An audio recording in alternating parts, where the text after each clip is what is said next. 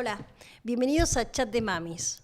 Acordate de hacer clic y seguir al podcast y también tocar la campanita para enterarte cuáles son los nuevos episodios. En el episodio de hoy nos vamos a meter con algo que nos pasa a todos, por lo menos a mí, a esta altura del año. Yo me considero una madre quemada. ¿Cómo hacemos en este momento del año para afrontar todo lo que tenemos que organizar para el año que viene y procesar lo que pasamos? Tranquilizar nuestras ansiedades y no transferirlas a nuestros hijos. De eso vamos a hablar hoy con Ale Álvarez. Él es psicólogo clínico y su cuenta explotó en este año de consultas y de visitas por todo lo que él desarrolla de la psicología clínica. ¿Cómo andas, Ale? Bueno, muy bien. Muchas gracias por invitarme, María Julia. Estoy muy orgullosa de que estés acá realmente. Para mí es un gusto. Y la verdad que el tema de ser una madre quemada a fin de año es recurrente. Todos los años nos pasa. Pero quiero hablar con vos sobre cómo llegamos a estar en ese lugar. ¿Cuántas cosas nos cargan? ¿Cuántos prejuicios nos cargan? ¿Cuántos mandatos nos cargan como madre? Yo te hablo como madre de un chico con una discapacidad y hay un universo de madres escuchando esto, pero ¿se puede extender a la crianza en general? Sí, yo creo que sí. También el tema del perfeccionismo, ¿no? Muchas veces uno quiere tratar una crianza como si fuera algo que se puede ordenar, ¿no? Algo que se puede estructurar demasiado y no funciona de esa manera, ¿no? Por ejemplo, un trabajo sí uno puede estructurarlo, pero cuando quiere llevar eso al día a día, que es algo más caótico, quizás se puede sentir un poco perdido. Por eso también hay que tener un poco de cuidado con las expectativas que nos ponemos. Por ejemplo, con el tema de no trasladar ansiedades a los hijos, quizás todo el tiempo pensando en eso, ese mismo pensamiento nos genera ansiedad, por ejemplo. Ahora, en el caso de las personas con discapacidad, nosotros a esta altura del año tenemos que presentar, papeles en las prepagas y obras sociales, estar pendientes de que nos hagan las autorizaciones. Muchos están sin una matrícula escolar, viendo y pasando por decenas de colegios a ver a dónde aceptan a su niño, viendo de cambiar el equipo, pensando qué hacer en las vacaciones, qué va a pasar en las fiestas. O sea, son tantos los frentes abiertos que vos decís, loco, dale, ¿por dónde empiezo? En el momento en el que la gente empieza a descansar, nosotros decimos, es el peor momento del año, ¿no? Y ahí también vienen cosas con culpa. Sí, yo creo que hay una pregunta bastante conocida en psicología que se puede utilizar, que sirve para relativizar las consecuencias, ¿no? Que es, ¿qué es lo peor que puede pasar? Sí. ¿Qué es lo peor que puede pasar si yo cometo un error? ¿Cuál es la consecuencia real de esto? ¿No? Porque quizás a veces pensamos dicotómicamente que si cometemos algún error entonces no estamos a la altura de la expectativa como padre o madre que nos hemos puesto. El pensamiento dicotómico es pensar blanco o negro, ¿no? Si yo cometo un error entonces significa que no soy tan buen padre. Pero no funciona así porque en tantos frentes que hay que afrontar uno puede cometer errores. Pero esos errores realmente, ¿cuántas consecuencias van a tener? ¿Cuál va a ser la gravedad de esa consecuencia? ¿Vale la pena hacerse un problema tan grande a veces con una consecuencia que va a ser más pequeña que la frustración que me produce pensar que el problema puede ser totalmente grave? Te cuento una experiencia que me pasó esta semana.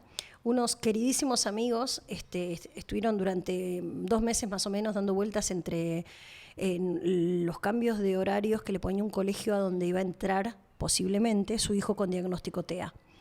Fueron a 2 entrevistas cuando finalmente quisieron conocer al nene porque hacen como una especie de admisión, que es algo ilegal, pero bueno, se hace, de admisión del chico. Mi amiguito, Feli, sabe escribir, sabe leer, es brillante, Feli es brillante, la cabeza le vuela. Fue y estaba nervioso, ansioso, estaban todos tratando de evaluarlo en ese momento, no conocía el lugar, pero sabía que había un poco de mala onda y se sentó y puso no. Y de ahí en más hizo todo mal. Los padres angustiados llegaron a la casa y dijeron, basta de cerrarnos las puertas, estamos cansados, no sabemos cómo seguir con esto. Y yo pensando a la noche, ¿cómo contengo a mis amigos? Y les dije, el colegio no les dijo que no a Feli.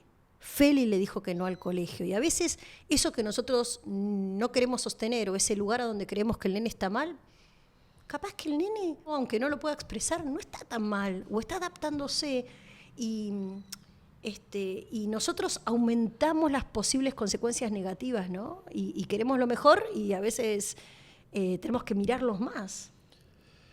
Sí, yo creo que eso es importante, ¿no? El tema primero de entender que estas frustraciones van a estar porque todo el tiempo estamos teniendo una expectativa que quizás no se cumple. Entonces, la idea es tratar de ser flexibles, ¿no? Y otra vez, no poner como que lo mejor es esto y si no es esto, entonces es lo peor, pensar otra vez blanco o negro. O sea, quizás si este lugar no puede ser, no sabemos si es el único lugar bueno, por ahí hay otro, ¿no? Y no anclarse a una expectativa que produce frustración si no se cumple, ¿no? O sea, tener de una gama de posibilidades, por así decirlo. Claro, y esto que vos decías de qué es lo peor que puede pasar, ¿no? Porque también, ¿desde cuándo, en esta generación de padres que yo pertenezco, en el colegio es algo muy importante, pero todos los que fuimos a escuela pública de chicos y que venimos de barrios y que finalmente la escuela en sí no es la que determina el destino de tus posibilidades, ¿no? Y esto a veces es como que tenemos incorporado como que sí, como que tiene que ir a una escuela así, porque si va a una escuela asá no va a hacer esto. Y es mucho más fuerte el determinismo que eso, ¿no? Yo creo que sí, que es una proyección de futuro que uno hace y que muchas veces la ansiedad se eleva tanto porque uno está anticipando un futuro catastrófico, ¿no? Por ejemplo, si pasa esto, esto pasa igual en general, En ¿no? general. Uy, mi hijo no está estudiando. Si no está estudiando, quiere decir que el día de mañana no va a salir a buscar trabajo y si no sale a buscar trabajo se va a morir de hambre, entonces va a ser infeliz y además todo eso va a ser, o sea, quiere decir también que yo no estuve a la altura como padre. Entonces fíjate que la angustia que a veces parece desproporcionada con el momento es quizás porque estamos proyectando un futuro catastrófico de una situación actual. Por eso también hay que intentar, como decíamos al principio, relativizar las consecuencias. Decir, bueno, ¿cuál es la consecuencia real de esto? ¿Cuál es la consecuencia real? No llevar al pensamiento catastrófico, porque en todos los trastornos de ansiedad, el pensamiento catastrófico es un sesgo que produce mucha ansiedad y angustia también. O sea, un paso, un tip es no llegar al pensamiento catastrófico. Otro paso también, en un punto, es confiar en los chicos, ¿no? Porque uno también se pone papá sobreprotector. Decir, bueno, ¿cómo hago para cuidar que a mi hijo no lo dañen? ¿Y cuál es la mejor manera, te pregunto, de generar chicos que no sean dañados o que puedan salir fortalecidos de las vicisitudes de la vida? Yo creo que dentro de las posibilidades del chico, de su edad, ¿no? Hay que ir intentando generar la mayor autonomía posible. Porque si yo quiero proteger a alguien, la mejor manera es que la persona vaya generando las herramientas para poder protegerse. Y otra vez el pensamiento catastrófico, ¿no? Por ahí cuando uno tiene miedos, lo que hace es focalizarse en todos los casos que ha sucedido lo que teme. Entonces empieza a encontrar casos, o sea, si tengo miedo a que a mi hijo le pase algo, todo el tiempo voy a ver casos de chicos que le ha pasado lo que yo temo. Entonces lo que va a pasar es que yo voy a tomar algo posible como probable. ¿Cuál es la diferencia entre posible y probable? Y, por ejemplo, ¿es posible que caiga un meteorito ahora y nos vuele acá en el podcast? Y sí, ¿Es probable? y no. Y vos no tenés miedo a que caiga un meteorito porque no es probable, no porque no sea posible. Entonces esto también es una diferencia que hay que tener en la ansiedad, ¿no? ¿Cuál es la verdadera probabilidad? Porque si tomamos todo lo que tememos que es posible como probable, vamos a vivir ansiosos las 24 horas del día. No, y aparte, ahora que los celulares nos escuchan, esto lo sabemos, ¿no?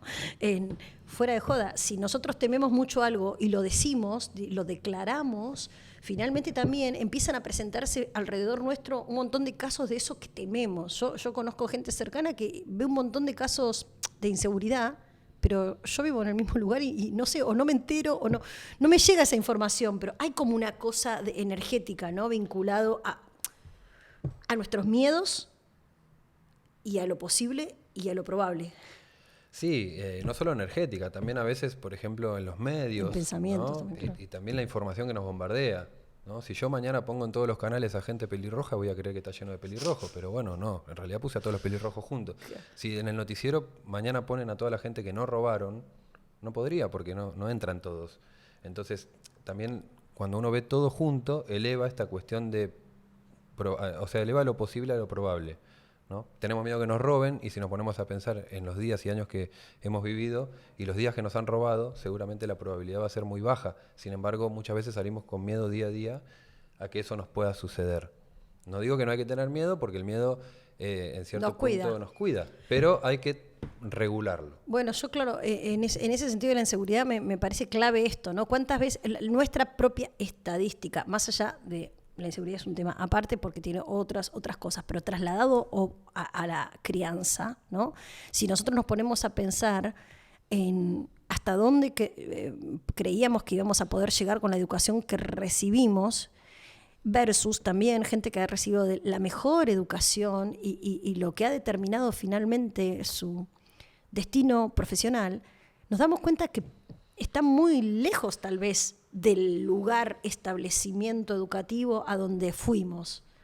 Y está mucho más adentro nuestro, mucho más tal vez en la mesa de la cocina que compartíamos en nuestra casa, no sé. Bueno, esto yo creo que lo que vos planteás tiene mucho que ver, estoy de acuerdo, con el tema de creer que las cosas tienen una sola causa, ¿no? Tener como un determinismo unicausal. Por ejemplo, si va a esta escuela, entonces el futuro va a ser bueno, y si no va a ser el futuro negativo. O sea, en realidad las cosas son multifactoriales. Por eso hoy hablábamos de la flexibilidad también. Porque si creemos que las cosas son multifactoriales y que no hay una sola cosa buena, sino que hay varias, tenemos varias opciones, entonces no nos vamos a anclar a una expectativa solamente. Y la frustración va a ser menor. Igualmente la frustración está, el tema de sentir cierta ansiedad o incomodidad hace que nos movamos, ¿no? Porque si no nos importaría nada y ni buscamos escuela, no pasa nada. Uh-huh. Entonces también tiene una cuestión evolutiva de buscar lo mejor, pero hay que intentar equilibrarla. No, y también, volviendo a mamás quemadas o papás quemados también, cuando en este podcast que hablamos sobre todo de paternidades de personas con discapacidades, es como que cuando ya te vienen, digamos, pateando de un lado, pateando del otro, poniendo una traba en un lado, una traba en el otro, llegás a diciembre y cualquier traba, es decir, basta de tirarme un piano por la cabeza, no, pero te cerré una puerta, no, pero es un piano, no, es una puerta. Y claro, porque es todo el año, es la carga, y es decir, finalmente el entorno te pone, o uno se pone en un lugar que estás como apichonado diciendo, déjenme de pegar patadas, loco. ¿Y cómo salís de ahí? ¿Cómo te empoderás estando con una situación complicada de afrontar, ¿no? Quizás también haciendo una evaluación anterior, ¿no? Tomando perspectiva y viendo que ya hemos pasado por esa situación y que las consecuencias quizás fueron menores a las que esperábamos. Pero es cierto que la frustración es grande y que también eso afecta a la autoestima, porque uno empieza a sentir que la potencia que tiene para resolver no es tan fuerte, pero ahí tiene que darse cuenta o intentar monitorear lo que está sucediendo y evaluar factores externos, ¿no? Que también hay muchas trabas, como vos decís, no tiene que ver con una propia incapacidad, porque a veces uno dice, bueno, no puedo con todo. Bueno, todo es difícil y la frustración que vos tenés, seguramente cualquier persona que estaría en esa situación la estaría pasando también, ¿no? Hay que también perdonarse un poco con la culpa, con la frustración y si fuera un gráfico de torta, entender que la porción de las causas, o sea, las causas de que las cosas no salgan como esperamos, son múltiples. Porque también pasa cuando uno está frustrado o está con baja autoestima que suele echarse toda la responsabilidad, ¿no? Echarse toda la culpa y eso no está bien. O sea, tiene uno que intentar poner en factores externos también lo que está sucediendo. No sé si me expliqué bien. Sí, te explicaste bien y además eso me lleva a la pregunta de despersonalizar un poco, tal vez, corrernos del conflicto, es decir, bueno, esto que me está pasando no es que me están rechazando a mi hijo, a mí, hay un sistema que está funcionando mal, hay unos factores que están interviniendo en esto, que me están impidiendo resolverlo, para poder sacar de encima esa carga emocional tan pesada, ¿no? Sí, y eso me lleva a dos cosas que son importantes. Primero, que la indefensión compartida siempre duele menos. ¿Qué significa eso? Significa que vos sabés que te vas a morir, pero no estás tan frustrada por eso, porque sabés que todos los que estamos acá también vamos a morir. Entonces compartimos eso.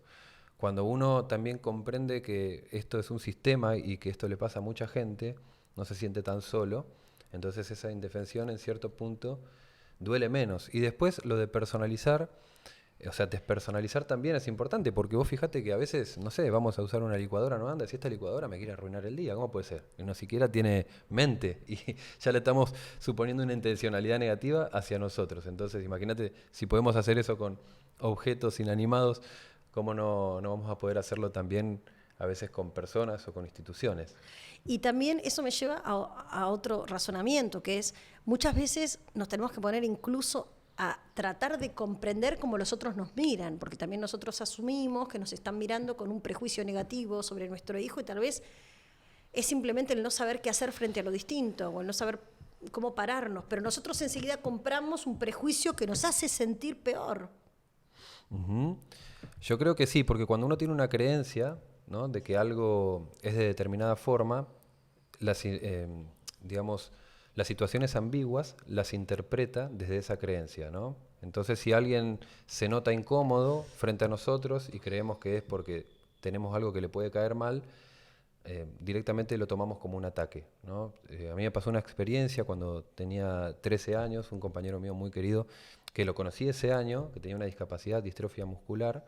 Yo recuerdo que, me acuerdo por la sensación de incomodidad que sentí cuando, la primera vez que lo vi, pero jamás en mi mente pasó un pensamiento negativo sobre él, sino que yo me estaba interpelando interiormente para ver cuál era mi mejor manera de actuar en ese momento, cómo tenía que actuar en ese momento. Era alguien diferente que nunca había visto, una persona con esa discapacidad, no quería hacerlo sentir mal, no quería tampoco sentirme mal yo por actuar mal, entonces en ese momento mi memoria RAM, digamos, quedó bloqueada y yo no sabía bien qué hacer.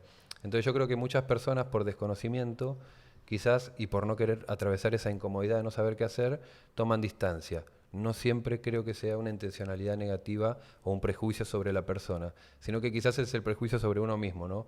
No voy a poder actuar bien frente a alguien así. Entonces lo que vos me estás un poco diciendo o hacia dónde está llevando la conversación es que mucha de la carga emocional que hace que nos sintamos mamás o papás, mamis quemadas, tiene que ver con los prejuicios y con las valoraciones y con las miradas que nosotros tenemos sobre lo que nos pasa. La Yo interpretación un poco, a pesar de que los hechos son hechos, pero digo, la interpretación pesa mucho emocionalmente también, ¿no? Sí, en terapia cognitiva, por ejemplo, decimos que la interpretación es más potente que el hecho en sí, ¿no? Porque tenemos como una realidad psíquica y vemos lo que sucede a través de las interpretaciones, no de los hechos. Entonces, si tenemos una interpretación o una creencia muy rígida, vamos a vivir interpretando las situaciones desde esa creencia, ¿no? Si yo creo que, por ejemplo, soy una persona que no tiene, o sea, aburrida, que no sabe hablar, ¿no? Quizás si alguien me pone una mala cara o no me contesta porque tiene un mal día, seguramente yo voy a atribuir a que esa persona no se quiere juntar conmigo por esta característica que yo ya tengo. Entonces, quizá otra persona no lo interpreta así, dice, bueno, este tuvo un mal día y bueno, ¿qué voy a hacer? Yo no tengo nada que ver con eso. Por eso es tan importante, porque después en la memoria termina el año y alojamos un montón de situaciones que parecen confirmar lo que creíamos. Pero cuando vos preguntás, bueno, ¿pero alguien te dijo eso? Yo tengo pacientes que muchas veces le digo, bueno, ¿alguien te dijo esto que vos sos aburrido? Y ahí no pueden contestar porque no, siempre fueron pensamientos, interpretaciones. Sí, en el caso de discapacidad es como medio obvio cuando te empiezan a cerrar las puertas, a decir no tenemos vacante, no tenemos esto, pero eso genera también una actitud ya combativa desde el vamos. En lugar de poder acercarnos a una escuela y poder de alguna forma pedir empatía, buscar o mostrar empatía, ya nuestra manera de plantarnos, lo digo porque me ha pasado, nuestra manera de llegar y de pedir ese lugar, que no deberíamos pedirlo porque es lo que corresponde, ya desde el vamos estamos preparados para el no, por obvias razones, pero lo único que podemos manejar es lo que nosotros podemos hacer sobre nuestros hijos, por ejemplo, ¿no? No podemos hacer algo sobre el sistema en general. Yo estoy de acuerdo y también algo que parece paradójico porque, viste, parece como que uno defiende a otras posturas, ¿no? Pero en realidad sirve para que uno no se angustie tanto y que conecte más y que no vaya al ataque, como vos recién estabas diciendo, es entender que capaz del otro lado en una escuela hay una persona que no le están pagando como debe, que también tiene 1000 cosas, que le ponen a veces un montón de chicos a una sola persona y que también está colapsada por este mismo sistema. Entonces a veces también terminamos, digamos, es como una batalla entre víctimas del sistema. Y cuando uno piensa que el otro también tiene algunos inconvenientes, eso hace que uno se relaje, ¿no? Porque entiende que la otra persona también está pasando y le están pasando cosas por el mismo sistema que me está atacando a mí o en cierto punto me está perjudicando, no es un ataque. Y creo que eso es algo que está bueno también, porque yo he trabajado en instituciones donde a veces se recibía a otra institución y otra vez la dicotomía, ¿no? Yo soy el bueno, este es el malo, yo soy el que trabajo, este es el que se rasca. Entonces cuando llegaban, he tenido compañeros que a veces lo atendían a la persona como, digamos, casi atacando. Y yo decía, ¿por qué? ¿No? Si esta persona también está trabajando en otro lado, donde también tiene 1000 problemas, 1000 presiones, tampoco está siendo retribuido como debe. Y yo creo que una mirada más empática ayuda a poder comunicarnos mejor y también a no sentir que alguien nos está haciendo algo. Es feo sentir que alguien te está atacando directamente, Sí. ¿no? Y verlo en persona. Sí. Sí, aparte no podés frenar ahí la ira. Y en un punto lo que uno tiene que hacer para después no sentirse, porque si uno va y reacciona frente a todos los problemas que tiene que resolver, sobre todo ahora, tan cargados, tan quemados, después se dice, uy, la cagué. Y ahora, ¿cómo vuelvo atrás? Y ahora, entonces también llevar un poco de conciencia para poder lograr llevar la mejor versión de uno mismo a ese lugar. ¿Qué persona, qué María Julia debería llevar yo a esta entrevista? Que le sirva a mi hijo, ¿no? O para el objetivo que yo necesite. Yo creo que uno tiene que monitorearse emocionalmente, a ver cómo está ese día, ¿no? Tratar de antes de ir, ver para qué va, cuál es la función, voy a descargar mis emociones o voy a buscar una vacante para mi hijo, ¿no? Y yo creo que también esto de pensar en el otro ayuda a que nos comuniquemos mejor, porque siempre las habilidades sociales, cuando vos alguien te trata bien y te entiende, vos tenés más ganas de hacer algo por esa persona.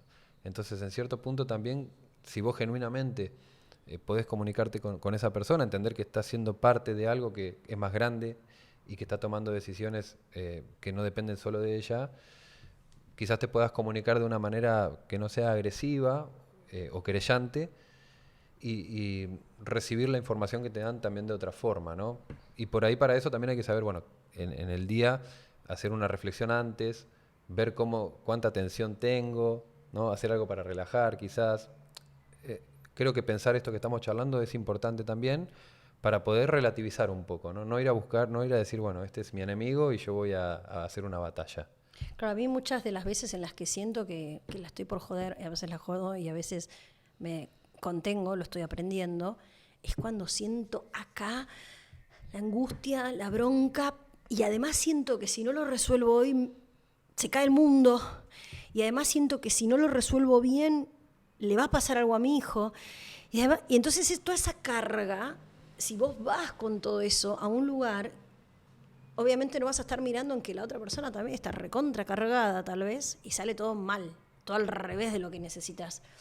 Por lo tanto, eso que vos dijiste, escaneo emocional, dijiste. Claro, hay como que monitorearse cómo está uno, ¿Cómo ¿no? Con está las uno? emociones. O sea, es como importante también detectar, como le enseñamos a nuestros hijos, detectar las emociones, reconocer las emociones. Nosotros también poder ir diseminando, ¿no? Porque todos caemos en lo que es obvio y que compartimos. Bueno, el sistema nos rechaza, el sistema no está preparado, la escuela no está cumpliendo, son todos unos XX, por no pensar que en esto hay un niño en el medio. Pero bueno, el niño está escuchando todo esto también. Está escuchando lo que digo yo, lo que digo que dicen de él, lo que dice el otro de él. Y en un punto también estamos mostrando con nuestra actitud al niño que el niño va a vivir una vida siendo sometido a un montón de cosas. En un punto sí, pero en otro punto no sé si es una enseñanza positiva. Y también lo que uno está mostrando es cómo reaccionar frente a la frustración, ¿no? Además, le está mostrando cómo está reaccionando frente a una imposibilidad o simplemente cómo se está anticipando a una situación que quizás no sabe cómo va a ser. Entonces, ese aprendizaje también es importante, ¿no? Mostrar cómo nos relacionamos con las situaciones. Aunque a veces es difícil, porque es cierto, es muy todo lo que difícil. estamos hablando y sobre un hijo es muy difícil. Pero digo también siempre ser conscientes que un niño que tal vez que no habla o que está ahí, nosotros siempre estamos con nuestros hijos cerca, está mirándonos, no todo el tiempo. También un chico neurotípico está mirándonos, pero digo, lo que nosotros decimos del otro es lo que el nene también está aprendiendo que se diría. Sí, estoy muy de acuerdo. El otro día subí un video que contaba, venía yo en la bicicleta por la calle, bueno, estoy por frenar el semáforo y escucho, ¿qué te pasa? Uno tipo empezó a insultar. ¿No? ¿A vos? No, a mí no, por suerte. Pero empezó a insultar a otro. Y de repente, claro, me doy vuelta y estaba un tipo en una bicicleta puteando al del auto y le dice, no ves la nena, no ves, que parece que no sé si el auto medio que se acercó. No ves la nena, loco. Y de repente me doy vuelta y escucho que, bueno, veo que se acerca a la vereda y le dice el de la bicicleta, listo, bájate, al del auto. La nena estaba atrás con una cara de miedo. El del auto se fue, no le dio bola y no pasó nada. Pero quiero decir, ese padre estaba diciendo, ¿no ves la nena? ¿No ves que le estás haciendo mal a la criatura? Ay, sí. Y la puso en una situación de incertidumbre, porque la nena no sabía qué iba a pasar, de violencia. Entonces, yo entiendo que vivimos en un mundo que está muy complicado, pero también uno tiene que decir, si yo realmente quiero ayudar, entonces quizás lo mejor que puedo hacer es tratar de resolver las cuestiones intentando calmarme y aplicar estas cosas, ¿no? De que es un sistema, que las otras personas también están incluidas en el sistema, que no todo es contra mí. Tratar de tener un poco una mirada más empática siempre va a hacer que el enojo sea menor. ¿Y cómo hacemos también para no sentirnos víctimas de un montón de situaciones, como aunque lo somos tal vez, pero cómo podemos corrernos de ese lugar para poder recargar fuerzas y afrontar las cosas con más, no sé, sí, fuerza, poder? Uh-huh. Quizás hacer una evaluación sobre todo lo que uno sí está teniendo, ¿no? Las fortalezas que también tenemos en la vida. Estamos muy acostumbrados a focalizarnos en lo que nos falta. Eso ya es algo muy, muy de la actualidad, ¿no? Sí. Siempre lo que nos falta es lo que más importa. Justo el otro día también subí un video de eso porque me parece que tenemos un montón de cosas fundamentales que como las tenemos todo el tiempo se vuelven invisibles. Nos habituamos a ellas. Yo una vez me quebré la pierna Claro. y te digo que tuve 2 meses sin caminar y cuando volví a caminar dije, no puedo creer, estoy caminando otra vez. Y Sí. en ese tiempo que no caminaba me di cuenta de lo importante que era. Entonces, también hacer una reflexión sobre qué cosas sí tenemos, ¿no? Qué fortalezas tiene mi familia también. ¿Con qué recursos cuento? ¿Cuántas personas no tienen estos recursos que yo sí tengo? Uh-huh. Focalizar también un poco en las fortalezas siempre nos va a dar una mayor percepción de control de las situaciones también, ¿no? De decir, bueno, tengo fortalezas para afrontar estas amenazas también. ¿Y qué significa la percepción de control? O sea, ¿por qué es valioso eso? Bueno, porque la autoestima también está relacionada con cuánto impacto creemos que tenemos en nuestro ambiente, ¿no? Y esto de las instituciones hace creer que no tenemos impacto porque las cosas nos pasan por arriba. Claro. Pero sin embargo, todos los años terminamos logrando lo que buscamos, entonces sí tenemos un impacto. Uh-huh. Para la autoestima es muy bueno tener esta percepción de que estamos controlando nuestro ambiente, ¿no? Por eso también está bueno la organización cuando pasan este tipo de cosas, tratar de organizarse. ¿Cómo? Los días, las fechas que uno lo va a hacer y ser flexibles, entender de antemano que estas variables como que un día te pueden decir que no, pueden estar, o sea, quejarse está bien, creo yo, expresarse está bien, pero también saber con lo que uno cuenta, ¿no? Si yo, o sea, saber que esto existe, porque también muchas veces vivimos en un mundo ideal, utópico. No, idealizamos la vida de los demás también, ¿no? Porque pensamos tal vez, no, bueno, esto si yo tuviese guita no me pasaría. Y yo muchas veces hablo en chat de mamis con la gente, y me están contando cosas que tal vez yo puedo tener la posibilidad económica de resolverlas, pero que no se resuelven con dinero tampoco. Entonces, a mí me gusta mucho comunicar esto, decir, mirá, la verdad las cosas fundamentales y están adentro de uno, ¿no? Y las carencias pueden estar también en un hogar con mucha abundancia y en un hogar muy humilde también, ¿no? Como que eso es otro carril y uno tiende a idealizar a aquel que podría tenerlo todo, ¿no? Sí, la idealización es algo que también funciona de manera blanco-negro, lo bueno está en el otro, ¿no? Como el refrán, el césped del vecino siempre se ve más verde, claro, porque yo lo veo de costado, mi vecino lo ve de frente y ve todos los Ah, baches ¿es que por tiene. eso? Porque yo creía que tenía todo mal plantado, pero no, está bien, es una perspectiva, digamos. Claro, es la perspectiva, ¿no? Es como una casa, vos vas y mirás una casa de afuera y decís, ah, mirá qué linda casa, la mía tiene goteras, tiene... Claro, pero el que sabe los problemas de la casa es el que vive adentro. Entonces, creo que uno tiene que ser consciente de que todos tenemos problemas, ¿no? Y a veces está bueno, por eso también está muy bueno el podcast, porque vos comunicás un montón de cosas que te suceden y mucha gente que te escucha también se identifica y volvemos a lo que decíamos hace un rato, no se siente sola Sí. en lo que le está sucediendo. Sí, a mí me gusta contar la verdad, porque mucha gente me dice, pero ¿cómo haces vos para tener tanta fuerza? Yo quisiera tener como... Y no, yo les cuento que no, que yo, o sea, que yo estuve deprimida, muy deprimida en la pandemia y en otros momentos de mi vida y necesité ayuda profesional para salir. Y las cosas que le pasan a todos me pasan a mí, no es que hay uno que la tiene atada, porque las redes también te ayudan un poco a idealizar, te ayudan, potencian esa posibilidad de idealización. Porque yo misma digo, pero ¿cómo está tan impecable si tiene un nene como yo? ¿Cómo logró hacer todos estos eventos, trabajar, ir, ponerse impecable, el pelo, las raíces? Por decir algo burdo, ¿no? Pero a todos les pasa esto. Sí, las redes uno sube siempre lo ideal y termina siendo perjudicial hasta para uno mismo, ¿no? Porque después mucha gente quiere mantener en la realidad las cosas que sube, ¿no? Y no puede porque uno no está bien todo el tiempo. Y tenemos que tratar de entender esto, de que el otro sube el momento quizás lindo o su mejor momento y que también tiene problemas, por más plata que tenga, por más... Pero ¿hasta dónde condicionan los prejuicios y las idealizaciones lo que uno siente sobre uno mismo y su propia vida? ¿Cuánto peso tienen? O sea, psicológicamente, mentalmente. En realidad la interpretación y las narrativas mentales, o sea, las historias que nos armamos, condicionan muchísimo, ¿no? Por ejemplo, si yo creo que todo el mundo va a discriminar a mi hijo, ¿no? Y yo lo tengo fehacientemente esa creencia, lo que voy a producir seguramente es que me voy a aislar, porque si yo creo eso, lo que voy a intentar es proteger y me voy a aislar. Y si yo aíslo, estoy haciendo quizás, estoy generando un daño o no estoy aprovechando oportunidades de crecimiento para él. Entonces, yo creo que las creencias pesan muchísimo, ¿no? Y producen a veces lo que uno teme, como decíamos hoy, ¿no? Creer algo. Por eso es importante siempre tomar lo que creemos como una hipótesis, ¿no? No tomarlo como una realidad. Esa es la base de la terapia. Y estaba pensando sí, que muchas veces esto de las teorías, ¿no? Que uno, ¿cómo lo dijiste? Lo dijiste recién, las Hipótesis. hipótesis que uno tiene en la cabeza. Claro, uno pide a la sociedad que pueda ver lo bueno de nuestros hijos, y no solo lo débil, sino también sus fortalezas.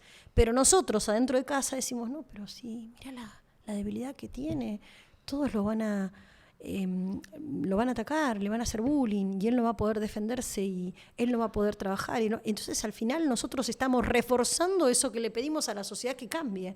Yo hablando también por chat con una mamá esta semana decía, pero finalmente si vos no lográs ayudarlo en una crisis a entender qué te está queriendo decir con esos grititos, no va a poder la escuela, porque si no lo podemos decodificar nosotros. No.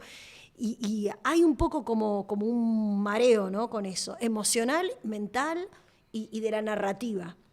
La narrativa es que los otros son los malos o que los otros hacen las cosas mal. Y tal vez nosotros estamos tan mezclados y tan en pensamientos embarrados que no nos damos cuenta que esa fortaleza que queremos resaltar tampoco la estamos resaltando en casa. No sé. Sí, es como hacer foco todo el tiempo en la debilidad, como estábamos hablando hoy, y también poner al otro como que quiere hacer un daño, ¿no? O como que no le importa, no a los otros, digo. Entonces también eso genera ansiedad, porque claro, si al otro no le importa o no tiene la capacidad para tratar, por ejemplo, con mi hijo, o le quiere hacer un daño, ¿no? Para cualquier hijo, yo voy a tener ansiedad.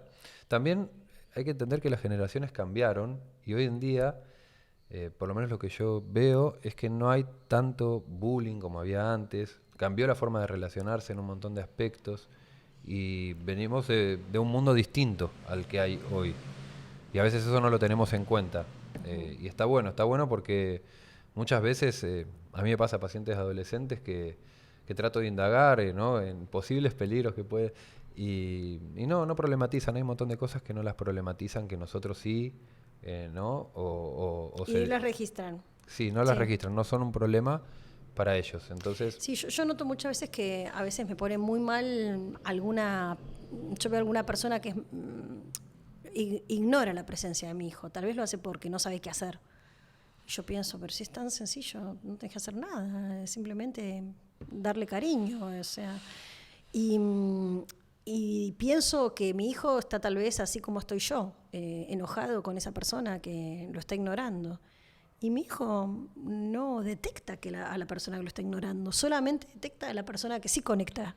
Y cuando conecta, sucede algo mágico, pero no está angustiado por ese que no, con el que no conectó, ¿entendés? Como yo, que estoy mirando lo que no funciona, lo que no va, lo que no hace. Entonces, eso es también un aprendizaje, ¿no? De ellos hacia nosotros. Me gusta eso que hablábamos el otro día por teléfono sobre la sobreprotección versus el fortalecimiento de los hijos, ¿no? ¿Cuál es la diferencia? bueno, yo creo que la sobreprotección produce, o sea, es como que obstruye la generación de herramientas, ¿no? Para que la persona pueda generar su autonomía, ¿no? Como que obtura eso, no deja que eso se genere. Entonces, estamos protegiendo a un hijo, pero en el corto plazo. No estamos dejando que genere la autonomía para protegerse después, ¿no? El otro día yo te daba el ejemplo de como vivir en una selva y si yo soy el papá mono le pongo escaleras a todos los árboles para que mis hijos no tengan que treparlos, pero bueno, después la selva no tiene escaleras los árboles, entonces yo tengo que tratar de que la crianza sea lo más realista posible para que la persona genere autonomía. Igual también, específicamente la discapacidad, yo creo que a veces pasa otra cosa, que hay una sobreexigencia y a veces se exige más de lo que el chico en ese momento puede dar. Y eso es algo muy negativo para su autoestima también, ¿no? Porque si yo estoy haciendo lo máximo que puedo y me están exigiendo un resultado que en este momento no logro, eso va a producir que yo crea que siempre los obstáculos van a ser más grandes que mi capacidad de poder afrontarlos. Eso va a perjudicar mi autoestima y también me va a generar ansiedad frente a un nuevo obstáculo. Entonces también hay que trabajar la expectativa propia y que la persona siempre tenga dificultades que lo exijan, pero que sea capaz de resolver, ¿no? A veces por una expectativa sobredimensionada, uno también puede dañar. Los escalones, por lo menos en TEA, que es en autismo, donde yo hablo con los terapeutas, los escalones son chiquititos. O sea, tal vez uno querría que el nene coma con cuchillo y tenedor, corte, coma, se siente y después se levante y se vaya, como cualquier chico y que coma cualquier cosa. Bueno, yo estoy procurando que mi hijo coma más variado. Entonces mi objetivo es que coma 6 bocados y 3 bocados.